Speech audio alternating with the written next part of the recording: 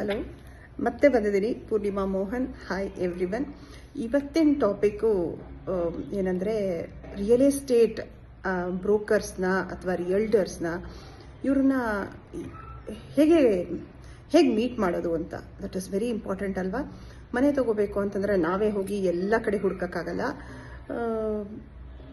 ಅವ್ರನ್ನ ಹೆಂಗೆ ಅವ್ರ ಹತ್ರ ಏನೇನು ಕ್ವಾಲಿಟೀಸ್ ಇರಬೇಕು ಅಂತ ಟಾಪ್ 5 ಕ್ವಾಲಿಟೀಸ್ ನಾನು ಹೇಳ್ತೀನಿ ಇವಾಗ. ಫಸ್ಟ್ ಕ್ವಾಲಿಟಿ ಏನು ಅಂತಂದರೆ ಅವ್ರಿಗೊಂದು ಆಫೀಸ್ ಇರಬೇಕು. ಫಸ್ಟ್ ಥಿಂಗ್, ಯಾಕಂದರೆ ನಿಮಗೆ ನಾಳೆ ಡಿಸ್ಕಷನ್ಸ್ಗೆ, ಆಮೇಲೆ ಓನರು ಬೈಯರ್ ಮೀಟಿಂಗ್ಗೆ ಅವ್ರನ್ನ ಮೀಟ್ ಮಾಡೋಕ್ಕೆ ಒಂದು ಸ್ಪೇಸ್ ಬೇಕು. ಖಂಡಿತ ಅವ್ರದ್ದೊಂದು ಆಫೀಸ್ ಇರಬೇಕು.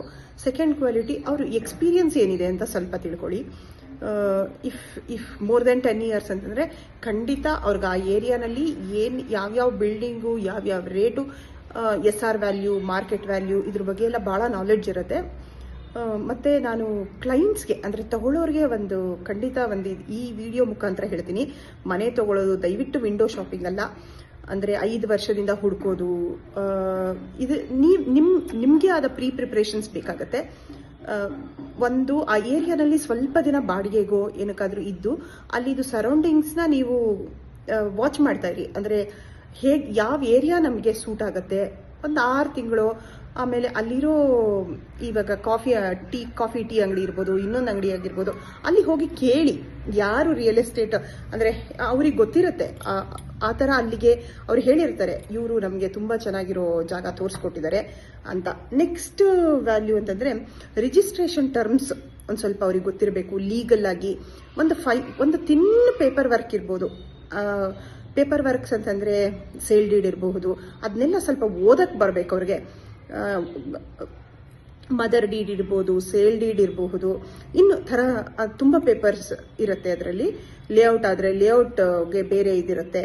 ಆ ಲೇಔಟಿಂದ ಹೆಂಗೆ ಬಂತು, ಯಾರಿಂದ ಬಂತು, ಲೇಔಟ್ ಮಾಡಿದವ್ರು ಯಾರು, ಈ ಥರ ಇದೆಲ್ಲ ಇನ್ಫಾರ್ಮೇಷನ್ನು ಕರೆಕ್ಟಾಗಿರೋ ರಿಯಲ್ ಎಸ್ಟೇಟ್ ಅವ್ರಿಗೆ ಖಂಡಿತ ಗೊತ್ತಿರುತ್ತೆ.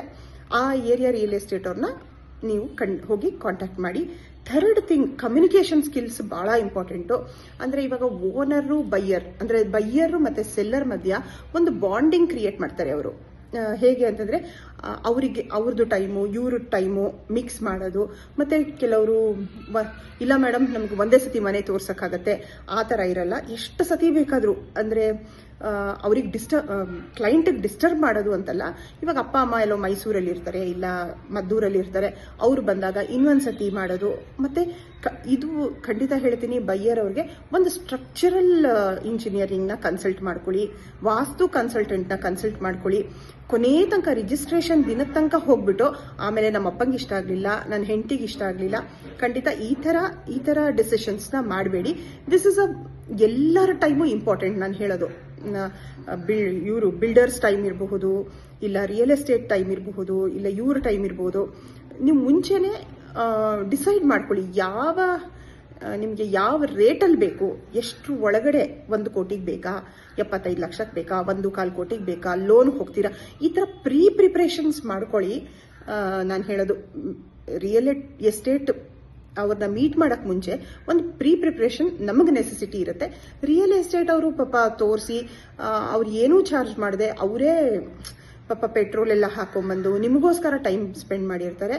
ಅದಕ್ಕೆ ಎಲ್ಲರೂ ಬೆಲೆ ಕೊಡಿ. ನಾನು ಹೇಳೋದು ಖಂಡಿತ, ನಾನು ಫಸ್ಟೇ ಹೇಳಿದಾಗೆ ಇದು ವಿಂಡೋ ಶಾಪಿಂಗ್ ಅಂತಲ್ಲ. 5 ವರ್ಷ 6 ವರ್ಷ ನಮ್ಗೆ ಯಾವುದೂ ಸಿಕ್ಕಲಿಲ್ಲ ಆ ಥರ ಅಲ್ಲ. ಡಿಸೈಡ್ ಮಾಡ್ಕೊಳ್ಳಿ.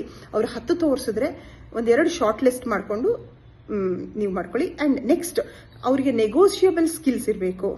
ಅಡ್ಯಾಪ್ಟಬಿಲಿಟಿ ಅಂದರೆ ಇವಾಗ ಯಾರೋ ನೆಗೋಷಿಯಬಲ್ ಸ್ಕಿಲ್ಸ್ ಅಂತಂದರೆ 2.25 ಕೋಟಿ ಹೇಳ್ತಾರೆ ಅಂದ್ಕೊಳ್ಳಿ, ಆವಾಗ ಇವರು ಒಂದು ಸ್ವಲ್ಪ ನೆಗೋಷಿಯೇಟ್ ಮಾಡೋ ಅಂಥ ಸ್ಕಿಲ್ಸ್ ಇವರಿಗೆ ಇರಬೇಕು. ಇನ್ನೊಂದು, ಅವರಿಗೆ ಮಾರ್ಕೆಟ್ ಅಪ್ಡೇಟ್ಸ್ ಅಂತೂ ಕರೆಕ್ಟಾಗಿರುತ್ತಾ ನೋಡಿ. ಇಲ್ಲದಿದ್ರೆ ನೀವು you will be land up in giving more to the square feet, more cost to the square feet. ಅಂದರೆ ಹೇಗೆ ಅಂತಂದರೆ ಇವಾಗ 12,000 ಇದ್ದರೆ ಯಾರೋ ಒಬ್ಬರು ನಿಮಗೆ ಮನೆ ಇಷ್ಟ ಆಗ್ಬಿಡುತ್ತೆ, ಆಯಿತು 13ಕ್ಕಾದರೂ ತೊಗೊಳ್ಳೋಣ, 14ಕ್ಕಾದರೂ ತೊಗೊಳ್ಳೋಣ, ಈ ಥರ ಮಾಡ್ಕೊಳಕ್ಕೆ ಹೋಗಬೇಡಿ. ರಿಯಲ್ ಎಸ್ಟೇಟ್ ಅವ್ರಿಗೆ ಖಂಡಿತ ಆ ಸ್ಕಿಲ್ಸ್ ಇದೆಯಾ ಅಂತ ನೋಡಿ. ಆಮೇಲೆ ಎಂಡ್ ಆಫ್ ದಿಸ್ ರೀಲ್ಸ್ ನಾನು ಏನು ಹೇಳಕ್ಕೆ ಇಷ್ಟಪಡ್ತೀನಿ, ಇವಾಗ ಹೆಣ್ಣು ಮಕ್ಕಳು ಈ ಥರ ಇದಕ್ಕೆ ಬರ್ತಾ ಇದ್ದಾರೆ ರಿಯಲ್ ಎಸ್ಟೇಟ್ ಇದಕ್ಕೆ. ಮುಂಚೆ ಇದಕ್ಕೇನು ಎಜುಕೇಷನ್ ಕ್ವಾಲಿಫಿಕೇಶನ್ ಏನೂ ಇರಲಿಲ್ಲ. ಅಂದರೆ ರಿಯಲ್ ಎಸ್ಟೇಟ್ಗೆ ಅದು it is automatically to the experience. ನೀವು ಎಷ್ಟು ಮಾರ್ಕೆಟಲ್ಲಿ ಪಳಗ್ತೀರಾ ಅಷ್ಟು ಎಕ್ಸ್ಪೀರಿಯನ್ಸು, ಅಷ್ಟು ಕಾಂಟ್ಯಾಕ್ಟ್ಸು ಇದ್ರ ಮೇಲೆ ಡಿಪೆಂಡ್ ಆಗಿರ್ತಿತ್ತು. ಇವಾಗಲೂ ಅದೇನೆ, ಬಟ್ ಇವಾಗ ಒಂದು ಎಜುಕೇಷನ್ ಅಂತ ಯಾವುದೋ ಮೊನ್ನೆ ನಾನು ನೋಡ್ತಾ ಇರಬೇಕಾದ್ರೆ diploma in real estate industry ಅಂತ ಏನೋ ಬರ್ತಾ ಇದೆ. ಅದನ್ನ ಈ ರೀಲ್ ಲಾಸ್ಟಲ್ಲಿ ನಾನು ಸುಮ್ಮನೆ ಟ್ಯಾಗ್ ಮಾಡಿರ್ತೀನಿ. ಅದು ನನಗೆ ಗೊತ್ತಿಲ್ಲ ಎಷ್ಟು ಅದು ಇದಿದೆ ಅಂತ, ಅಂದರೆ ಟ್ರೂತ್ಫುಲ್ ಆಗಿದೆ ಅಥವಾ ಇನ್ನೇನೋ ಇದಿದೆ ಅಂತ ನನಗೆ ಗೊತ್ತಿಲ್ಲ. ಬಟ್ ಈ ಥರ ಪ್ರಿಪ್ರೇಷನ್ಸ್ ಬೇಕಾಗುತ್ತೆ. ಒಂದು ನೆಗೋಷಿಯೇಷನ್ ಸ್ಕಿಲ್ಸು, ಒಂದು ಅಪ್ಡೇಟ್ಸ್ ರೇಟ್ಸು, ಆಫೀಸ್ ಇರಬೇಕು, communication between buyer and seller, ಈ ಥರ ಸ್ಕಿಲ್ಸ್ ಇರೋರನ್ನ ಖಂಡಿತ ನೋಡ್ಕೊಳ್ಳಿ. ಇಷ್ಟು ನನಗೆ ಗೊತ್ತಿದೆ. Thank you.